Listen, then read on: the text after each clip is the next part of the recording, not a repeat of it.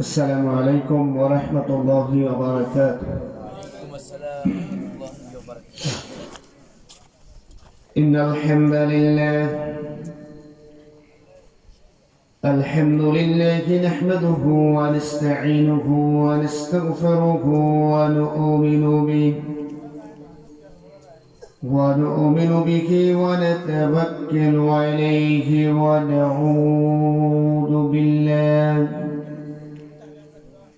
ونعوذ بالله من شرور أنفسنا ومن سيئات أعمالنا. من يهد الله فلا مضل له ومن يضلله فلا هادي له. ونشهد أن لا إله إلا الله وحده لا شريك له. ونشهد أن سيدنا ونبينا وحبيبنا ومولانا محمدا عبده ورسوله الذي أرسله بالحق بشيرا ونذيرا وداعيا إلى الله بإذنه وسراجا منيرا. أما بعد فأعوذ بالله من الشيطان الرجيم. بسم الله الرحمن الرحيم. ألهاكم التكاثر حتى زرتم المقابر كلا سوف تعلمون ثم كلا سوف تعلمون كلا لو تعلمون علم اليقين لترؤن الجحيم ثم لترؤنها عين اليقين ثم لتسألن يومئذ عن النعيم.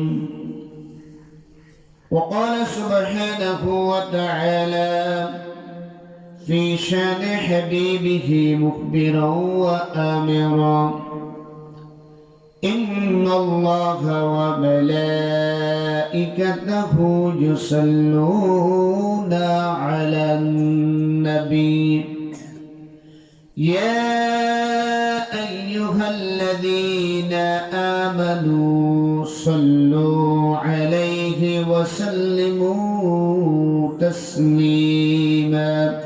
জোরে সুরে মহব্বতের সাথে পড়ি আল্লাহুম্মা সাল্লি আলা সাইয়্যিদিনা মাওলানা মুহাম্মদ ওয়া আলা আলি সাইয়্যিদিনা মাওলানা মুহাম্মদ। আল্লাহুম্মা সাল্লি আলা سيدنا مولانا محمد وعلى آل سيدنا مولانا।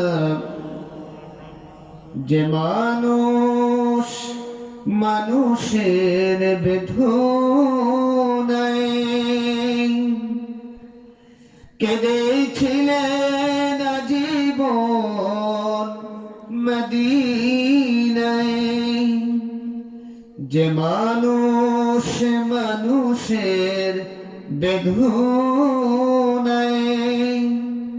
কেঁদেছিলেন আজীবন মদিনায়, সেই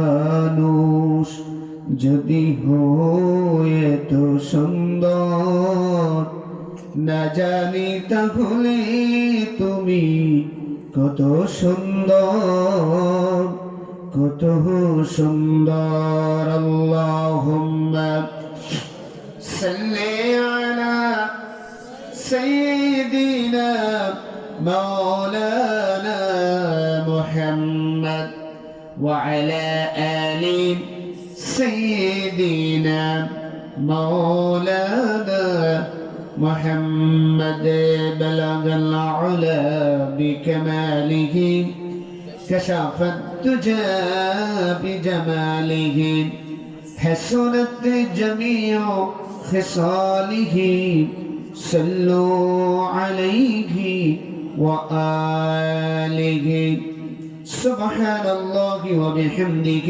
سبحان الله العظيم سبحان الله وبحمده سبحان الله العظيم اللهم صل على محمد وعلى آل محمد كما صليت على إبراهيم وعلى آل إبراهيم إنك حميد مجيد اللهم بارك على محمد وعلى آل محمد كما باركت على إبراهيم وعلى آل إبراهيم إنك حميد مجيد সম্মানিত আজকের এই পেনাগুল দক্ষিণ গ্রামে মসজিদের উদ্যোগে আয়োজিত বার্ষিক তাফসীরুল কোরআন মাহফিলের পরম শ্রদ্ধাভাজন সভাপতি অত্র এলাকার কৃতি সন্তান বিশিষ্ট আলেমে দ্বীন হযরত মাওলানা আবুল কালাম সাহেব, উপস্থিত বিশিষ্ট আলেমে দ্বীন পাথারিয়া গঙ্কুল মনসুরিয়া ফাদিল মাদ্রাসার সম্মানিত আরবি প্রভাষক হযরত মাওলানা মুজাম্মিল হক সাহেব, উপস্থিত অন্যান্য ওলামায়ে কেরাম, পিতৃতুল্য মুরব্বিয়ানে আইসাম, যুবক ভাইয়েরা, স্কুল কলেজ মাদ্রাসার ছাত্র ভাইয়েরা, পর্দার আড়ালের শ্রদ্ধেয় সম্মানিতা মা এবং বোনেরা, আমরা সর্বপ্রথম সেই মহান মনিবের দরবারে নতজানু চিত্তে শুকরিয়া আদায় করছি, যেই মনিব আমাদেরকে অসংখ্য অগণিত মানুষের মধ্য থেকে বাছাই করে কিছু মানুষকে আল্লাহ তাআলা কোরআনের মাহফিলে আসার, বসার, কথা বলার, কথা শোনার সুযোগ করে দিলেন। আমরা সেই রব্বুল আলামিনের দরবারে শুকরিয়া আদায় করছি। আমরা সবাই পড়ছি আলহামদুলিল্লাহ। এই এলাকায় কেমন মানুষ আছেন, কারা এসেছেন, কারা আসেন নাই, আমি কিন্তু সব নাম ধরে ধরে বলতে পারি। সবাইকে তো আল্লাহ সুযোগ দেয় নাই, যাদেরকে আল্লাহ সুযোগ দিয়েছেন তারাই আসতে পেরেছেন, ঠিক কিনা বলেন? আমি আশা রাখবো যারা বাড়ি করে আসেন কেউ বসে থাকবেন না, সবাই আসবেন। না আসলে পরবর্তীতে শেষ দিকে হয়তো নাম ধরে ধরে ডাকা শুরু করবো, কারণ যেহেতু আমি অনেকেই চিনি, ম্যাক্সিমামকেই আমি চিনি, যার কারণে কেউ বসে থাকবেন না। এটা দিনে কিয়ামতের দিন আল্লাহ তাআলা যদি জিজ্ঞেস করে যে পেনাগল জামে মসজিদের দক্ষিণে জামে মসজিদের উদ্যোগে মাহফিল হলো, এই দিন তুমি আসতে পারলা না। আমরা তো দুনিয়ার সব জায়গায় যাই, তাইলে কোরআনের মাহফিলে এটা কিয়ামতের দিন আমাদের জন্য সাক্ষী হবে যে আমরা এই দিনই মাজলিসে ছিলাম। এটা আমাদের কিয়ামতের দিন আমাদের জন্য সাক্ষী হবে, এবং এটা আমরা কিয়ামতের দিন আমাদের আমলনামায় দেখতে পাবো। কারণ প্রত্যেকটা জমিন আমরা যা যা করি, এই জমিনগুলোটা ডকুমেন্ট কিয়ামতের দিন আল্লাহ তাআলার সামনে পেশ করবে। আল্লাহ কোরআনে বলছেন ইয়াউমাইদিন তুহাদ্দিসু আখবারাহা বিআন্না রাব্বাকা আওহালাহা। কিয়ামতের দিন জমিনকে আল্লাহ জবান খুলে দেবেন, জমিন কথা বলবে। সেই দিন আমলনামায় যখন দেখতে পারবো এই যে কোরআনের মাহফিলে ছিলাম, আর আফসোস করবো, আরে এই ধরনের কোরআনের মাহফিলে যদি বেশি করে থাকতে পারতাম তাহলে তো আমার জন্য আজকে এই আমলনামাটা আমার জন্য কত লাভজনক হতো, কত লাভজনক হতো, আফসোস করবো। এই জন্য দুনিয়ায় থাকতে এই আমলগুলো করা দরকার। যারা বাড়ি করে আছেন সবাই চলে আসেন, ঠান্ডা এটা কিছু না, জাহান্নামের শাস্তির তুলনায় এই ঠান্ডা কিছু, এটা কিছুই না। তো আমাদের জন্য যদি এই মাহফিলটা আল্লাহর কাছে মকবুল হয়ে যায়, তাহলে জাহান্নামের আগুন নিভিয়ে দেওয়ার জন্য, জাহান্নাম থেকে মুক্তির জন্য এই মাহফিলটাই যথেষ্ট বলে সুবহানাল্লাহ। কবুল হলে বলে সামান্য আমল নাজাতের জন্য যথেষ্ট, কবুল হলে। আর কবুল না হলে অনেক আমল করে কোনো লাভ নাই। সম্মানিত হাজিরিন কেরাম, আমরা এতক্ষণ গল্পে গল্পে হলেও অনেক লাভজনক কথা শুনেছি হযরত মাওলানা সাদউদ্দিন সিদ্দিকী হাফিজাহুল্লাহর কাছ থেকে। আল্লাহর এই বান্দা যিনি কথা বলেছেন, তিনি দীর্ঘদিন আমার গ্রামের মাদ্রাসার সুপার ছিলেন। আমি আজকে ওনার সাথে দীর্ঘক্ষণ বসে গল্প করেছি। ওনার কাছ থেকে আমি আমার বাবার অনেক ইতিহাস জানতাম না, ওনার কাছ থেকে শিখেছি। উনি বলছেন যে যখন আমাদের এলাকায় ছিলেন, আব্বার সাথে তোমার খুব ভালো বন্ধুত্বপূর্ণ সম্পর্ক ছিল। মাদ্রাসার ক্ষেত্রে তিনি অনেক সাপোর্ট পেয়েছেন। আব্বার আমার গ্রামের মাদ্রাসা প্রতিষ্ঠার ক্ষেত্রে আমার আব্বার কাছ থেকে অনেক সাপোর্ট পেয়েছেন। কি কি পেয়েছেন অনেক গল্প শুনেছেন। উনি বলছেন যে আসলে তোমার বাবার যে খেদমত গুলো ছিল এর বদৌলতেই আল্লাহ তোমাকে আলেম বানিয়েছেন। উনি বলেছেন আল্লাহ তাআলা হুজুরের কাছ থেকে অনেক কথা শুনেছি। হুজুরকে আল্লাহ নেক হায়াত দান করুন বলি আমিন। তার কথাগুলোর উপরে আমাদের সবাইকে আমল করার তৌফিক দিন বলি আমিন। হাজিরিন কেরাম, সময় খুব বেশি নেয় এশার নামাজের আগ মুহূর্তে। তো আমরা আপনাদের সামনে আমি পরিচিত একটি সূরা সূরাতুত তাকাসুর তেলাওয়াত করেছি। আল্লাহ তাআলা যদি তৌফিক দেন তবে এই সূরাতুত তাকাসুর থেকে কিছু কথা আপনাদের সামনে পেশ করার চেষ্টা করব। আমা তৌফিক ইল্লা বিল্লাহ, আলাইহি তাওয়াক্কালতু ওয়া ইলাইহি উনীব। এই পৃথিবীতে আমরা প্রতিনিয়ত দৌড়াচ্ছি। তো এই দৌড়টা আমাদের বেশিরভাগ দৌড় হলো দুনিয়ার নাজ নিয়ামত সরঞ্জাম এগুলো লাভ করার জন্য দৌড়। ঘুম থেকে উঠি দৌড় শুরু হয়, রাত কারো 12টা 1টাও হয়, কেউ রাত 2টায় ফিরি। এইভাবে আমাদের দৌড়ের উপরে আমাদের সব চলছে, ঠিক কিনা বলে? দৌড়াচ্ছি। দৌড়টা কেন? যে আমার টাকা দরকার। দৌড়টা কেন? আমার একটা ভালো বাড়ি দরকার। দৌড়টা কেন? যে আমার একটু নেতৃত্ব, আমার একটা পদ দরকার। এবং এই দৌড়ের পিছনে এত দৌড়াচ্ছি যে এই দৌড়াতে যে মূল যেই দিকে দৌড়ানো দরকার সেটা আমরা বলে যাচ্ছি।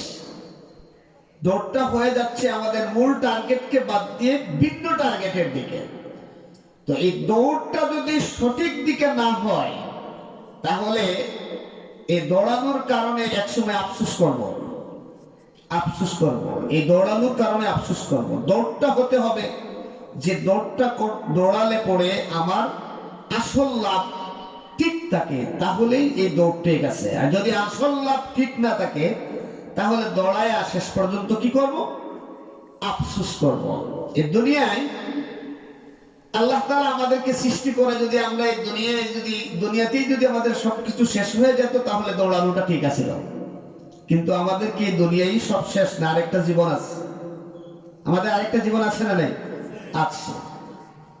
যেমন এই দুনিয়ার বিভিন্ন ধরনের প্রাণী আছে। এই প্রাণীগুলো গরু, ছাগল, মহিষ, এগুলো দুনিয়ায় ছোট থেকে বড় হয়, মানুষ খেয়ে শেষ করে, এগুলো শেষ হয়ে যায়। হাদিস শরীফে আসছে যে এগুলোর মধ্যেও একটা বিচার হবে আখিরাতের দিনে। তো বিচারটা হবে এরকম যে এক গরু আরেক গরুকে একটা ধাক্কা দিয়েছে অথবা একটা গুঁতো দিয়েছে। আল্লাহ তাআলা আখিরাতে দুটোকেই সৃষ্টি করবেন, সৃষ্টি করে বলবেন একটা গরুকে যে ওই গরুটা তোর একটা গুঁতো দিছিল, তুই একটা গুঁতো দে। তো ওই গরুটা একটা গুঁতো দেবে, দিয়ে দুইজনের মধ্যে একটা মীমাংসা হয়ে যাবে। আল্লাহ বলবেন কোন তোরা মাটি হয়ে যা, সে মাটি হয়ে যাবে। এটা দেখে মানুষ আফসোস করবে, হায় আমিও যদি কি হয়ে যেতাম, মাটি হয়ে যেতাম। ইয়া লাইতানি কুনতু তুরাবা, ইয়া লাইতানি কুনতু তুরাবা। আমিও যদি কি হয়ে যেতাম, মাটি হয়ে যেতাম। আমার যদি বিচারের পরে আবাস তোলার জান্নাত জাহান্নাম ওই ধরনের আর কিছু না থাকে, আমিও যদি কি হয়ে যেতাম, মাটি হয়ে যেতাম। আমার যদি বিচার না হতো তাইলে তো কতই ভালো হতো। এই গরুর মতো, ছাগলের মতো, এই বকরির মতো আমিও যদি মাটি হয়ে যেতাম। ইয়া লাইতানি কুনতু তুরাবা। কাফেররা, নাফরমানরা তখন বলবে ইয়া লাইতানি কুনতু তুরাবা। কিন্তু আসলে আমাদের এভাবে হিসাব নিকাশটা শেষ হবে না। আমরা এই দুনিয়া আছি, এই দুনিয়ার জীবন একদিন শেষ হয়ে যাবে। যেই দিন শেষ হবে, শেষ হয়ে যাওয়ার পরে আরেকটা জীবন, মৃত্যুর সাথে সাথে আরেকটা জীবন শুরু হয়ে যাবে। যেই জীবনটার শুরু আছে কিন্তু শেষ নাই, সেই জীবনটাতে যারা পরকালীন জীবনে দুইটা গন্তব্য আছে, একটা হলো জান্নাত আর একটা হলো জাহান্নাম।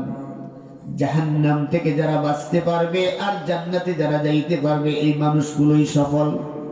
আর যে সমস্ত মানুষগুলো দুনিয়ায় টাকার পিছনে দৌড়ালো, বাড়ির পিছনে দৌড়ালো, ব্যাংক ব্যালেন্সের পিছনে দৌড়ালো, জায়গার পিছনে দৌড়ালো, সব কিছু করলো, কিন্তু দুনিয়ার জীবনটা শেষ হয়ে গেল। দুনিয়ার জীবনটা শেষ হয়ে যাওয়ার পরে পরকালীন জীবনে ওই মানুষটা ময়দানে মাহশরে আটকা পড়ে গেল। ওই মানুষটা সেই দিন তার আফসোসের আর কোনো শেষ থাকবে না। এই জন্য এই দুনিয়ায় আমরা কোন দিকে দৌড়াবো? আল্লাহ তাআলা বলছেন, আলহাকুমুত তাকাতুরু হাত্তা যুরতুমুল মাকাবির। তাকাতুর, তাকাসুর, আমার টাকা বেশি চাই, আমার জায়গা বেশি হওয়া দরকার, আমার বিল্ডিংটা একটু সুন্দর হওয়া দরকার, আমার পথটা একটু বড় হওয়া দরকার। কিন্তু দুনিয়ায় আপনি যতই চান, এই দুনিয়ার চাহিদা কিন্তু কোনোদিন মানুষের শেষ হয় না। শেষ হয়? প্রথমে ছিল আপনার মাটির ঘর, ম্যাক্সিমাম মানুষের মাটির দেয়াল ছিল। আমার নিজের চোখে দেখা, এক সময় এই সিজন আসলে পরে মানুষ ধান কাটতো, ধান কাটার পরে নেড়া কাটতো, কাটতো না? আমি দেখছি, এটা তো আপনারা যারা মুরব্বীরা আছেন তারা দেখছেন তো, নেড়া কাটতো, মাটির দেয়াল ছিল, পরে ছানি দেওয়া হতো ওই নেড়া দিয়া। তো শেষ পর্যন্ত আস্তে আস্তে এখন আর নেড়ার পর এখন জাদুঘর ছাড়া পাওয়া যাবে না, সব ঘরে তো টিন হয়েছে। আস্তে আস্তে মানুষের কেউ একজন টিন দিয়ে ঘর বানাইলো, বললো আমারও যদি একটা টিনের ঘর হইতো তাইলে এই শেষ, আর চাহিদা নাই। কিন্তু টিন দিয়ে যখন ঘর হয়েছে, আমার ঘরটা এখনো মাটির দেয়াল, একটা যদি পাকার দেয়াল হইতো তাইলে শেষ। কিন্তু এখন পাকার দেয়াল আছে, টিনও আছে, আমার ঘরটা ডালাই না, একটু ফাউন্ডেশন দিয়ে যদি ঘরটা বানাইতে পারতাম তাইলেই আফসোস শেষ হইতো। কিন্তু ফাউন্ডেশন দিয়ে ঘর বানাইলেই কি আফসোস শেষ হয়? এখন চিন্তা করে না, ওই যে পাশের ঘর একটা ডুপ্লেক্স ঘর, ডুপ্লেক্স ঘর, তো ডুপ্লেক্স হওয়ার পরে চিন্তা করে, আরে ইউরোপ গেলাম, দেখলাম কি সুন্দর ঘর, 10 তলা বিল্ডিং, এমন একটা বিল্ডিং যদি বানাইতে পারতাম তো জীবনের সার্থক, আর কোনো চাহিদা আবার থাকতো না। আচ্ছা বলেন, 10 তলা বিল্ডিং যে বানাইছে তার চাহিদা ওই জায়গায় শেষ না, তার চাহিদা আরো বেশি, আরো বেশি। আমরা অনেক সময় মনে করি যার অনেক টাকা আছে, কোটি টাকার ব্যবসা করে, তার কোনো অভাব নাই। আমরা মনে করি দূর থেকে যে কোটি টাকার ব্যবসা করে তার কোনো অভাব নাই। আচ্ছা বলেন, বাংলাদেশে ব্যাংকগুলো থেকে হাজার হাজার কোটি টাকার ব্যাংক লোন নেয় ফেনাগুলের কৃষক নাই কোটিপতিরা? কারণে কারণে কোটিপতিরা। এই যে আমাদের দেশের ব্যাংকগুলো দেউলিয়া হয়ে গেল বিগত টার্মে, এই সবগুলো ব্যাংক ডাকাতির সাথে জড়িত আপনার আমার মতো সাধারণ মানুষ না কোটিপতি? হ্যাঁ, সবগুলো ছোট্ট কোটি কোটি টাকার মালিক, ঠিক কিনা বলেন? দেশে সবকিছু লুটে পুটে নিয়ে গেছে, সবকিছু নিয়ে গেছে। আজকে যার 1 কোটি টাকা আছে, আমরা দূর থেকে মনে করি ওই মানুষটার কোনো অভাব নাই। আপনি 2-4 দিন যদি ওই মানুষটার সাথে ঘোরেন, ওর সাথে যদি মিশেন, বলবেন ভাই আমি অনেক ভালো আছি। এই মানুষটার যেই পরিমাণের অভাব, যে চাহিদা, ওই মানুষটার অভাবের তুলনায় আমার কোনো অভাবই নাই, ঠিক না? কারণ ওর হাজার কোটি কোটি টাকার অভাব। এই কারণে এই দুনিয়ায় মানুষের চাহিদা কখনো পূরণ হয় না। আল্লাহর নবী মুহাম্মদুর রাসূলুল্লাহ সাল্লাল্লাহু আলাইহি ওয়াসাল্লাম ইরশাদ করেন, যদি আদম সন্তানের একটা উপত্যকা পরিমাণ স্বর্ণ যদি থাকে, তাহলে ওই আদম সন্তান বলবে আমার যদি আরেকটা উপত্যকা পরিমাণ সম্পদ থাকতো তাইলে হইতো। কিন্তু আল্লাহর নবী বলেন না, তারে যদি আরেক উপত্যকা স্বর্ণের মালিক বানিয়ে দেওয়া যায়, তার পেট কখনো ভরবে না, তার পেট একমাত্র কবরের মাটি ছাড়া আর কিছুতে ভরবে না, চাহিদা কখনো পূরণ হবে না। এই জন্য আপনার আমার টাকার চাহিদা মিটবে না, পদের চাহিদা মিটবে না। আজকে টাকা সুর আমাদেরকে গাফেল করে দিয়েছে আল্লাহ রাব্বুল আলামিন কোরআনুল কারীমের সূরাতুল মুনাফিকুনের মধ্যে রাব্বুল আলামিন এজন্য বলছেন ইয়া আইয়ুহাল্লাযীনা আমানু ইয়া আইয়ুহাল্লাযীনা আমানু লা তুলহিকুম আমওয়ালুকুম ওয়ালা আওলাদুকুম আন যিকরিল্লাহ ومن يفعل ذلك فأولئك هم الخاسرون إيمان ولا لكرا لا تلهكم أموالكم ولا أولادكم عن ذكر الله তোমাদেরকে যেন ধন সম্পদ সন্তান সন্ততি এগুলো আল্লাহর জিকির থেকে গাফেল করে না দেয়। জিকির মানে শুধু এটা না যে সুবহানাল্লাহ পড়া। আমরা তো মনে করি যে জিকিরের অর্থ হলো সুবহানাল্লাহ পড়া, জিকিরের অর্থ শুধু লা ইলাহা ইল্লাল্লাহ পড়া। হ্যাঁ, এটাও জিকির, মৌখিক জিকির, কিন্তু আসল জিকিরটা হলো আল্লাহর আদেশগুলো মানা, নিষেধগুলো বর্জন করা। আচ্ছা, আমাদের সমাজে দেখবেন এমনও অনেক বড় বড় অফিসার আছে, তার এক হাতে তসবিহ দিয়ে সুবহানাল্লাহ পড়তেছে। হ্যাঁ, এক হাতে তসবিহ পড়তেছে, আর অফিসে গিয়া যখন আপনি কোনো ফাইল নিয়ে গেছেন তো আরেক হাত দিয়ে বলে 1 লাখের কম হবে না। লম্বা জুব্বা, সুন্দর টুপি, লম্বা দাড়ি, হাতে তসবিহ, কিন্তু ফাইলে সাইন করতে হলে 1 লাখ টাকা ছাড়া হয় না। আছে না? নাই? আছে, এমন আছে, অসংখ্য আছে। দেখলে আপনি তো বলবেন কি ষাট মানুষ। আচ্ছা বলেন, তার সুবহানাল্লাহ পড়া এটা বড় জিকির না ঘুষটা বর্জন করা বড় জিকির? কোনটা বেশি দরকার? ঘুষ হারাম থেকে বাঁচাটাও বেশি দরকার। সুবহানাল্লাহ পড়ে তাসবিহ পড়ে হাইটা নামাজ, ফজরের নামাজের পড়ে তাসবিহ পড়ে আর চিন্তা করে সুদে টাকা দিছি ওই জায়গায় কার থেকে কত পাই এই হিসাব নিকাশ করে, এমন তাসবিহ পড়া মানুষ আছে না নাই? আচ্ছা বলেন, তার জন্য ওই সুবহানাল্লাহ পড়া বেশি জরুরি না সুদ বর্জন করাটা বেশি জরুরি? সুদটা জরুরি, কারণ সুদের টাকা দিয়া সে যা ইনকাম করবে খাইবে। সুবহানাল্লাহ যদি দিনে রাইতে 24 ঘন্টায় পড়ে আর সুদের টাকা খায়, হারাম খায়, ওই হারাম খায়া সারা দিন রাত সুবহানাল্লাহ পড়লে কোনো লাভ হবে না। ঠিক কিনা বলেন? এই জন্য আল্লাহ রাব্বুল আলামিন বলছেন, হে ঈমানদারেরা, ইয়া আইয়ুহাল্লাযীনা আমানু لا تلهكم أموالكم ولا أولادكم عن ذكر الله। হে ঈমানওয়ালা লোকেরা, তোমাদেরকে যেন দুনিয়ার ধন সম্পদ সন্তান সন্ততি এগুলো আল্লাহর জিকির থেকে গাফেল করে না দেয়। ومن يفعل ذلك فأولئك هم الخاسرون। যারা এগুলো থেকে গাফেল হয়ে যাবে এরা ক্ষতিগ্রস্ত, দুনিয়ায় ক্ষতিগ্রস্ত, আখিরাতে ক্ষতিগ্রস্ত। অনেক মানুষ আছে দুনিয়ায় টাকার জন্য, জায়গার জন্য আল্লাহর হালাল হারাম তোয়াক্কা না করে এগুলো প্রতিযোগিতায় লাগিয়া দেখা গেল যে সম্পদ বানাইতে যাইয়া বাইরে ঠকাইছে, বাইরের সম্পত্তি আত্মসাৎ করিয়া নিজের সম্পত্তি বানাইয়া নিজের ছেলের জন্য সম্পত্তি আত্মসাৎ করছে। এই মানুষগুলো ক্ষতিগ্রস্ত শুধু আখিরাতেই হয় না, দেখা যায় জীবনের সায়ান্নে শেষ দিকে আইসা যেই ছেলেরে চিন্তা করিয়া জায়গা আত্মসাৎ করেছিল ওই ছেলে এখন ওই বাপকে খাওয়ায় না। আছে না নাই? ওই বাপের চিকিৎসার টাকা দেয় না, দূর দূর করে তাড়াইয়া দেয়। এমন অবস্থা এক ছেলে আরেক ছেলের কাছে পাঠায়, আরেক ছেলে বলে যাও ওর বাড়িতে যাও, আফসোস করে আর বলে আরে এই তোমাদেরকে এই যে বাড়িতে আজকে ঘুমাইতেছো এই বাড়িটা কত বুদ্ধি করিয়া আমার ভাতিজারে টলাইয়া আনছি, আরে আমার মেয়ের সম্পদটারে ঠকাইয়া, মেয়েটারে ঠকাইয়া ছেলেদের জন্য চিন্তা করিয়া তোমাদের নামে দিছি, আর আজকে এইগুলো নিয়ে আজকে আমার জায়গা হয় না, এই বাড়িতে আমার জায়গা হয় না, দুনিয়ায় আফসোস করে। আর আখিরাত তো আছেই। এই জন্য আল্লাহ রাব্বুল আলামিন বলছেন, আলহাকুমুত তাকাসুর হাত্তা যুরতুমুল মাকাবির। দুনিয়ার অধিক পাওয়ার প্রবণতা এগুলো যেন তোমাদেরকে গাফেল করে না দেয়, তোমাদেরকে গাফেল করে না দেয়। কারণ এই গাফলতিতে থাকতে থাকতে তোমরা কবর পর্যন্ত পৌঁছে যাও। জাহিলি যুগে নবী করিম সাল্লাল্লাহু আলাইহি ওয়াসাল্লামের সময়ে প্রতিযোগিতা, এই সূরা নাজিলের প্রেক্ষাপটে বলা হয়েছে যে দুইটা গোত্র, একজন আরেকজন, আমরা বলছি যে আমরা সেরা, আর বলছে আমরা সেরা, আমাদের অমুক আছে, তোমাদের আমারও অমুক আছে। এবার প্রতিযোগিতা করতে করতে শেষ পর্যন্ত কবরে গিয়ে বলছে যে আমাদের অমুক ওই জায়গায় কবরে আছে, আমাদের ওই জায়গায় কবরে আছে। প্রতিযোগিতা। এখন দুনিয়ায় দেখবেন যে এই যে পদ পদবী সম্মান এগুলো বংশ এগুলো নিয়ে প্রতিযোগিতা করতে করতে মানুষ এখন একজন আরেকজনকে মারতেও দ্বিধাবোধ করে না, ঠিক কিনা বলেন?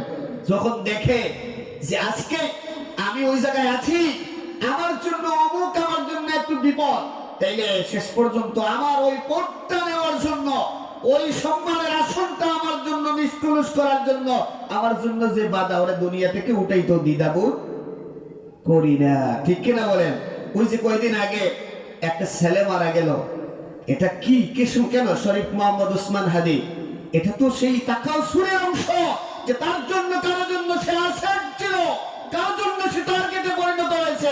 এই ছেলেটা আমার বসম্মানের, কারো বসম্মানের মস্তক ছিনিয়ে নেবে, কারোর জন্য বিপদের কারণ হবে, যার কারণে একটা তর্তাজাত শক্ত আশ্রয়ী একটা বিপ্লবী ছেলেকে আজকে দুনিয়া থেকে তুলে দেওয়া হয়েছে, ঠিক কিনা বলেন?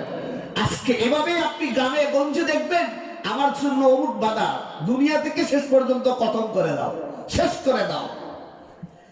আল্লাহ রাব্বুল আলামিন বলছেন, আজকে তোমরা দুনিয়া এগুলো নিয়ে প্রতিযোগিতায় ব্যস্ত আছো, আজকে তোমরা পরকালকে চিন্তা করছো না, কবরে যাওয়ার পরে কি হবে সেটা চিন্তা করছো না, তোমাদের জন্য পরকালীন জীবনে কি কঠিন শাস্তি অপেক্ষা করছে তোমরা চিন্তা করছো না, তোমরা এগুলো খেয়াল করছো না। আজকে ইমাম সাহেব যদি ওয়াজ করেন, সুদ খাইও না বাইরা জাহান্নামে যাইবা, ঘুষ খাইও না, জেনায় লিপ্ত হয় না, হারাম খাইও না, নামাজ ছাড়িও না, কবরের চিন্তা করো, জাহান্নামের চিন্তা করো। অনেক সময় অনেক মানুষ আমাদেরকে বলে, হুজুর আপনারা দুনিয়াটাও আমাদেরকে বুক করতে দিবেন না, শুধু কবরের ভয় দেখান, আছে না নাই? অনেক মানুষ হুজুররা শুধু কবরের ভয়, জাহান্নামের ভয়, ডর দেখাইয়া একটু দুনিয়া একটু এনজয় করবো, দুনিয়াটা একটু মজার ভয়, এই দুনিয়ার মজাটা নেওয়ার সুযোগ দেয় না, এরা শুধু কবরের ভয় দেখায়। তার মানে চিন্তা করে যে এই হুজুররা যা বলে, আলেমরা বলে, ইমাম সাহেব যা বলে, এগুলোকে সে বিশ্বাস করতে চায় না। আজকে যারা এগুলো বলছেন আজকে বিশ্বাস করছে না, কিন্তু ঠিকই একদিন বিশ্বাস হবে। ওই সময় বিশ্বাস হওয়ার পরেও আর কিছু করার সুযোগ থাকবে না।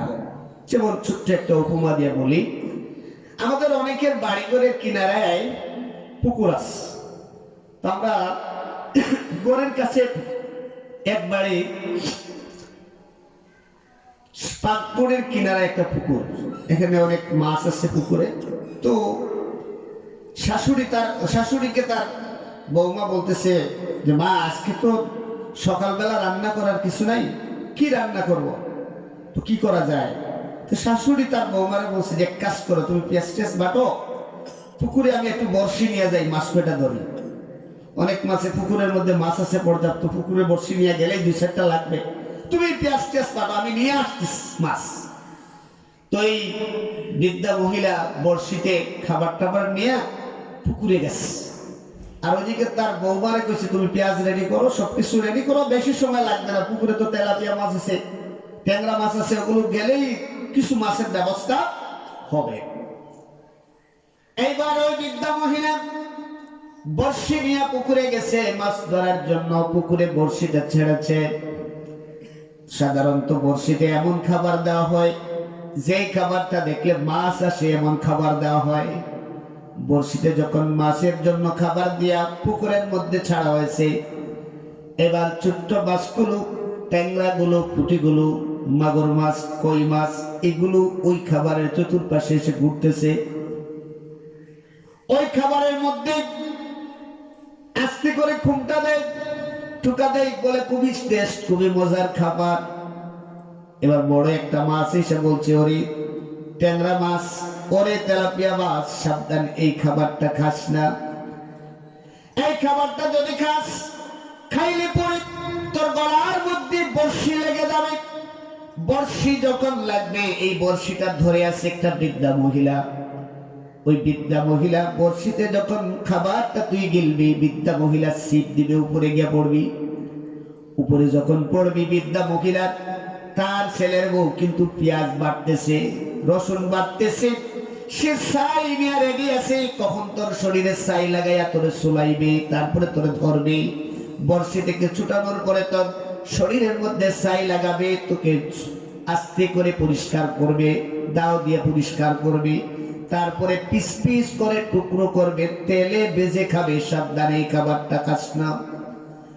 এবার ছোট্ট মাছগুলো বলে, এই খাবারে তো বর্ষি দেখি না, খাবারটা তো কত মজাদার খাবার, এই খাবারে তো কোনো বর্ষি দেখি না। আসলে বড় মাছটা হিংসা করে, যেভাবে আজকে আলেম ওলামা পীর বুজুর্গ আপনারে আমারে যখন বলে, ওই বুজুর্গরা তো আমাদের সাথে হিংসা করে, তারা খাইতেও পায় না, এনজয় তারা করার চান্স পায় না, এই জন্য আমাদেরকেও চান্স দিতে চায় না, ঠিক না?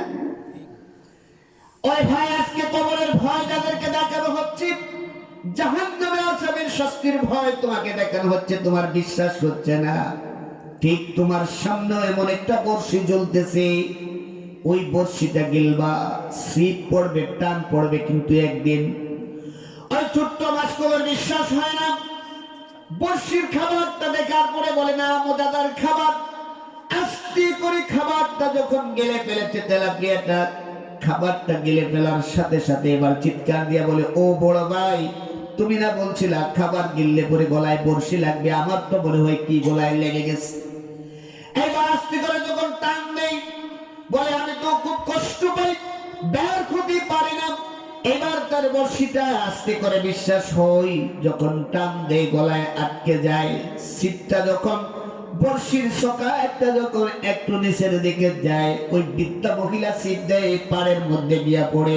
এইবার বৃদ্ধা মহিলা বিশ্বাস হয়, আস্তে করে তাকে আগে কি পাক করতে, কে বৃদ্ধা মহিলার বৌমা দাও নিয়ে ছাই নিয়ে বের হইছে, তার শরীরে ছাই লাগে, দাও দিয়ে পরিষ্কার করে পিস পিস করে তাকে তেলে ভেজে খাওয়া হয়।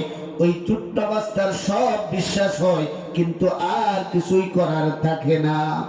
ঠিক তেমনি ভাবে আল্লাহ রাব্বুল আলামিন আপনাকে আমাকে বলছেন, ও দুনিয়ার মানুষেরা তোমার বিশ্বাস হয় না, কাল্লা সাউফা তা'লামুন থুম্মা কাল্লা সাউফা তা'লামুন, অচিরেই জানতে পারবা। আবারও বলছি, খুব শিগগির জানতে পারবা। আজকে তোমার বিশ্বাস হয় না, কবর তোমার বিশ্বাস হয় না, জাহান্নাম তোমার বিশ্বাস হয় না, কবরের আযাবের কথা তোমার বিশ্বাস হয় না, জাহান্নামের শাস্তির কথা তোমার বিশ্বাস হয় না। দুনিয়ার সকালটা, দুনিয়ার ওই বর্ষিটা তুমি খাবারটা গেলে ফেলছো, বের হইতে পারো না। ওই খাবারটার স্বাদ পায়া মদের নেশায় ডুবে আছো, সুদের নেশায় ডুবে আছো, জুয়ার মধ্যে ডুবে আছো, সেনার মধ্যে ডুবে আছো। ওই বর্ষিটা গেলার পরে ওই টুক থেকে বের হইতে পারছো না। আজকে তোমার বিশ্বাস হয় না, কিন্তু একদিন তোমার টিকি টান পড়বে। আল্লাহ রাব্বুল আলামিন কোরআনুল কারীম রব্বুল আলামিন বলেন, ইদা জাআ আজালুহা লা ইস্তাখিরুনা সাআতান ওয়া লা ইস্তাকদিমুন, মৃত্যুর সময় যখন এসে যাবে, এক মুহূর্ত আগানো হবে না, এক মুহূর্ত পিছানো হবে না। কুল্লু নাফসিন যায়িকাতুল মাউত, মৃত্যুর জন্য যখন ডাক দেওয়া হবে, প্রত্যেক প্রাণীকে মৃত্যুর স্বাদ গ্রহণ করা লাগবে। ওই সিটটায় যখন টান পড়বে, টান পড়ার সাথে সাথে মনে হবে, আহারে আমি কি ছেলে চিন্তা করলাম, কি মেয়ে চিন্তা করলাম, পরিবার চিন্তা করলাম, আজকে তো আমার আর কিছুই নাই, আজকে আমার সাথে যাওয়ার মতো কোনো মানুষ নাই, আজকে কবরে আমার যাওয়ার কোনো সঙ্গী নাই, আজকে কবরে আমার পাশে থাকার মতো কোনো সঙ্গী নাই, সবাই আমার থেকে পলায়ন করতেছে, পলায়ন করতেছে। আল্লাহ রাব্বুল আলামিন কোরআনুল কারীমে অন্যত্র বলেন, ইয়াউমা ইয়াফিরুল মারউ মিন আখিহি ওয়া উম্মিহি ওয়া আবিহি ওয়া সাহিবাতিহি ওয়া বানিহি লিকুল্লি ইমরিইন মিনহুম ইয়াউমাইযিন শাআনুন ইউগনি। সেদিন ওই যে হুজুর বলছেন, ছেলে পলায়ন করবে, মা পলায়ন করবে, বাপ পলায়ন করবে, কেউ নাই, কেউ নাই, কেউ নাই। সেদিন সবাই পলায়ন করবে, আর আপনি সবাই চিন্তা করবে, আমার কি হবে, আমার কি হবে।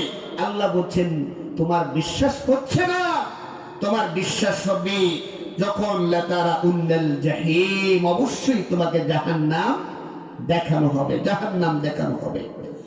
এই জন্য হাজিরিনে কেরাম, এই দুনিয়ার সম্পদ চাইতে কোনো অসুবিধা নাই, দুনিয়ার মাল সামান আপনার জন্য নিয়ামত গুলো চাইতে কোনো অসুবিধা নাই। আল্লাহ তাআলাই শেখাচ্ছেন, রব্বানা আতিনা ফিদ দুনিয়া হাসানা ওয়া ফিল আখিরাতি হাসানা ওয়া কিনা আযাবান নার। চাইতে হবে কি হবে? আল্লাহ বলছেন, রব্বানা আতিনা ফিদ দুনিয়া হাসানা। যারা আখিরাতের চিন্তা বলে আল্লাহ আমাদেরকে কি দাও, দুনিয়ার হাসানা দাও, আখিরাতের হাসানা দাও, ওয়াকিনা আযাবান্নার, আর আমাদেরকে জাহান্নামের আগুন থেকে বাঁচাও। আর যারা শুধু বলে রব্বানা আতিনা ফিদ দুনিয়া, আল্লাহ আমাদেরকে শুধু দুনিয়ার হাসানা দাও, তাদের জন্য আখিরাতে কোনো অংশ নাই। তাহলে আমরা চাইবো দুনিয়ার নিয়ামত, চাইবো, কিন্তু এই চাওয়াটার সাথে যেন আখিরাতেরটাও থাকে, আখিরাত যেন বলে না যায়। সম্পদ চান, আওলাদ চান, এমন আওলাদ দরকার যে আওলাদের পিছনে আমরা দৌড়াই, ছেলেরে মানুষ করার জন্য টাকা দরকার, পয়সা দরকার, সবকিছু ইনভেস্ট করি, কিন্তু এই ছেলেটা মৃত্যুর পরে দুনিয়ার টাকা পয়সার জন্য তারে প্রস্তুত করতে যা যা করা দরকার সবকিছু করি, পদ পদবি নেওয়ার জন্য করি, কিন্তু এই ছেলেটারে আমার মৃত্যুর পরে আমার কাজে লাগো, আমার জন্য সৎকায় জারিয়া হোক, এই চিন্তা আমাদের মাথায় থাকে না। এই কারণে এমন আওলাদ দরকার যে আওলাদের পিছনে আমি কোটি কোটি টাকা ইনভেস্ট করলাম, এই আওলাদ যদি আমার মৃত্যুর পরে কোনো কাজে না লাগে, তাহলে এই আওলাদের কোনো দরকার আছে? আচ্ছা বলেন, আওলাদরে আপনি যে পরিশ্রম করি, সব আওলাদ যে আমারে রুজি করে খাওয়াইতে পারবে এই গ্যারান্টি আছে কারো? আল্লাহ তাআলা এখন ইনকাম করায়, চাকরি করেও বেতন পাই, কিন্তু আফসোস লাগে। ওই যে আজকে হুজুরের সাথে অনেকক্ষণ বসছি, কান্না আসছে এইটুকু যে আমার বাবা আমার নিয়ে অনেক স্বপ্ন দেখছেন, কিন্তু বাবারে যখন রোজগারি হইলাম একটা টাকা রুজি করে খাওয়াইতে পারলাম না। রোজগারি হওয়ার আগেই আব্বাকে আল্লাহ তাআলা দুনিয়া থেকে তুলে নিলেন। আপনিও তো আপনার ছেলের পিছনে ইনভেস্ট করছেন, আপনি তারে পুরো মানুষ বানাইবার আগে দুনিয়া ছেড়ে চলে যাবেন, কিন্তু এই আওলাদটা যদি আপনি এমন বানান যে আওলাদটারে আমি মানুষ বানাবো, এমন মানুষ যে আমি মরে যাওয়ার পরেও যেন আমার এই আওলাদটা কাজে লাগে, আমার জন্য সাদকায়ে জারিয়া হয়, তাইলে এই মরে যাওয়ার পরেও কাজে লাগবে। যখন আওলাদটা, আল্লাহর নবী বলছেন ইজা মাতাল ইনসান ইনকাতা আনহু আমালুহু ইল্লা মিন থালাসা, একটা মানুষ যখন মারা যায় তখন তার আমলনামা বন্ধ হয়ে যায়, তবে তিনটা আমল তার চলমান থাকে। একটা হলো সাদাকায়ে জারিয়া, এই যে মসজিদ, সাদকায়ে জারিয়া। আজকে যারা এই মসজিদটা নির্মাণ করছেন, তৈরি করছেন, মসজিদে তৈরি করে আপনি হয়তো চলে যাবেন, কবরে চলে যাবেন, কিন্তু আপনার এই মসজিদটা থাকবে, মানুষ সেজদা দেবে, আল্লাহকে ডাকবে, আপনি নাই কিন্তু মসজিদে মানুষ সেজদা দিচ্ছে, নামাজ পড়ছে, আপনার আমলনামাটা চলমান, আপনার কবরের মধ্যে সওয়াব পুষতে থাকবে, বলি সুবহানাল্লাহ। আল্লাহর নবী বললেন 2 নম্বর হলো ইলমুন ইউনতাফাউ বিহি, উপকারী ইলমের সিলসিলা রেখে যাওয়া। আপনি একজন আলেম, আজকে যে এখানে বসে সাদউদ্দিন সিদ্দিকী হাফিজাহুল্লাহ আলোচনার মধ্যে নজাফত আলী রহমতুল্লাহ আলাইহির কথা আনছেন না? আনছেন। উনি ওনার জন্য দোয়া করছেন কিনা? করছেন। দেখেন যে উপকারী ইলমের সিলসিলা, ওনার থেকে ইলম নিয়েছেন।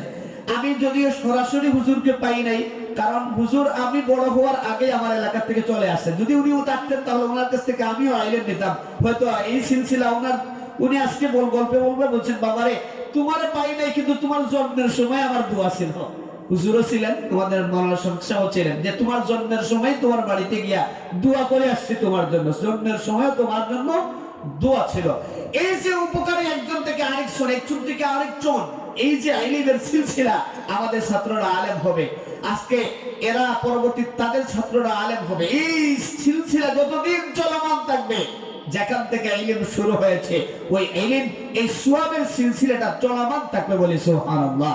3 নম্বর আল্লাহর নবী বললেন ওয়ালাদুন সালেহ, নেক আওলাদ যদি কেউ রেখে যায়, কেউ যদি একটা নেককার আওলাদ রেখে যায়, ইয়াদউ লাহু, যে আওলাদটা মা মারা যাওয়ার পরে, বাবা মারা যাওয়ার পরে মায়ের জন্য দোয়া করবে, বাবার জন্য দোয়া করবে, আর বলবে রব্বিরহামহুমা কামা রাব্বায়ানি সগীরা।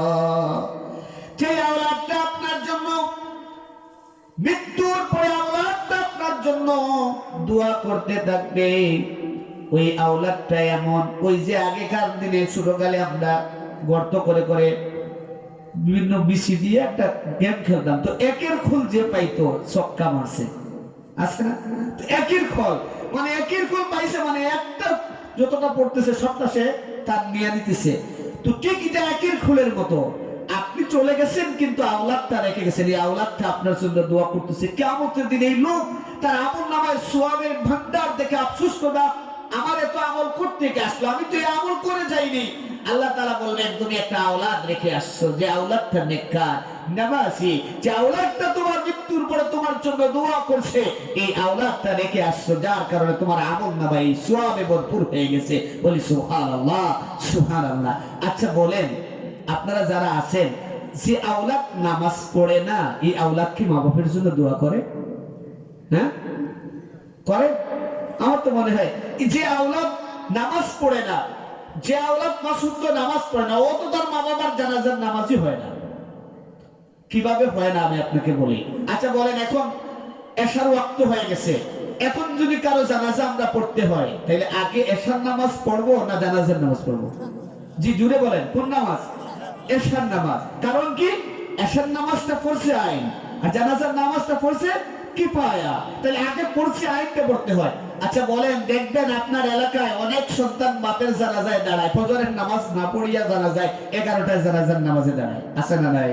জোহরের ওয়াক্ত হইছে, তার বাপের জানাজায় দাঁড়াইছে, কিন্তু সে জোহরের নামাজটা পড়ে নাই, পড়ছে আইন বাদ দিয়া পড়ছে কিফায়া দাঁড়াইছে। ওর জানাজার নামাজ কি? পড়া কি আর না পড়া কি? আপনি এমন আওলাদ রেখে গেলেন যে আওলাদটা নামাজ পড়ে না, ও আপনার জানাজার নামাজই পড়বে না, ওর জানাজার নামাজই হবে না। এই জন্য আমার আওলাদ রেখে যেতে হবে, যে আওলাদটা আপনার মৃত্যুর পরে আপনার জন্য দোয়া করবে, যে আওলাদটা নামাজ পড়বে, যে আওলাদটা আল্লাহর গোলামি করবে। আওলাদটা যদি গোলামি করেন নেককার হয়, তাহলে ওই আওলাদ রেখে যাওয়ার পরে আপনি কবরে চলে যাবেন, আপনি আর নামাজ পড়তে পারবেন না, আপনি আর রোজা রাখতে পারবেন না, আপনি আর কোরআন তেলাওয়াত করতে পারবেন না, কিন্তু আপনার আওলাদ রেখে গেছেন। আপনার ওই আওলাদের কারণে আপনার অ্যাকাউন্টে সওয়াবটা জমা হতে থাকবে। সুবহানাল্লাহ। এই জন্য আওলাদ, আমরা অনেকে ডাক্তার ইঞ্জিনিয়ার এগুলো দুনিয়ার কত কিছুর জন্য কত টাকা ইনভেস্ট করি, কিন্তু নিজের আওলাদটাকে দিনদার বানাবার জন্য, নিজের আওলাদটাকে আল্লাহ ওয়ালা বানাবার জন্য আমাদের কোনো প্ল্যান পরিকল্পনা আমাদের থাকে না। হাজিরিন কিরাম, চতুর্দিকে আজান হয়ে গেছে আপনাদের, শেষ করে দিন। আচ্ছা আমি এই কথা শেষ করে নিচ্ছি। আর আসলে আমার ওয়াজ তো আর এখানে, আমি তো আমার ওয়াজ শুনতে শুনতে আপনারা ওই কান জ্বালাপাল হয়ে গেছে না, যেহেতু দীর্ঘদিন এই এলাকার প্রায় কয়েক বছর ওয়াজ করছি, প্রতি সোমবারে ওয়াজ শুনতে শুনতে তাই এই ওয়াজগুলো মুখস্থ ওয়াজ, কারণ দীর্ঘদিন। এরপরে শুধু আপনারা মহব্বত করেন, আপনাদের ভালোবাসা মহব্বত, আলহামদুলিল্লাহ। আমি এখানে আসার পরে বলছি যে এটা ওয়াজের জায়গায় না, এটা হলো আমার আত্মার আত্মীয়রা, সবাই সবার সাথে আমার এই সম্পর্ক। আল্লাহ রাব্বুল আলামিন কিয়ামতের দিন আমাদেরকে যত নিয়ামত দিয়েছেন, শেষের আয়াতে আল্লাহ বলছেন সুম্মা লাতুসআলুন্না ইয়াওমাইযিন আনিন নাঈম। কত নিয়ামত আমরা ভোগ করছি, প্রতিটা নিয়ামত যেগুলো ভোগ করছি, কিয়ামতের দিন আল্লাহ জিজ্ঞেস করলে জবাব দিতে পারবো? জবাব দিতে পারবো না। এই জন্য দুনিয়া কেন্দ্রিক না হয়ে আমরা যেন আখিরাত কেন্দ্রিক হতে পারি, আখিরাতকে অগ্রাধিকার দিতে পারি। এবং দুনিয়া চলবো ঠিকই, কিন্তু দুনিয়াকে অগ্রাধিকার না দিয়ে আমরা আখিরাতকে অগ্রাধিকার দিয়ে যদি আমরা ব্যালেন্স করে যদি চলতে পারি, তো দুনিয়াও পাওয়া যাবে, আখিরাতও পাওয়া যাবে। আর শুধু দুনিয়া কেন্দ্রিক হয়ে যায় যদি, দুনিয়াও বরবাদ আখিরাতও বরবাদ। আল্লাহ রাব্বুল আলামিন দুনিয়া এবং আখিরাতের ব্যালেন্স রেখে আমাদের জিন্দেগি পরিচালনার তৌফিক দিন, বলে আমিন। আমরা যেন দুনিয়ার মুখে পড়ে আমরা যেন আখিরাতকে ভুলে না যাই, আল্লাহর নাফরমানিতে লিপ্ত না হই, হালাল হারামের তোয়াক্কা না করে এমন যেন চলাফেরা না হয়, হালাল হারাম বাছ বিচার করে যেন চলতে পারি। আল্লাহ সুবহানাহু ওয়া তাআলা আমাদের সবাইকে তৌফিক দান করুন, আমিন। ওয়া আখিরু দা'ওয়ানা আনিল হামদুলিল্লাহি রাব্বিল আলামিন। আসসালামু আলাইকুম ওয়া রাহমাতুল্লাহি ওয়া বারাকাতুহু।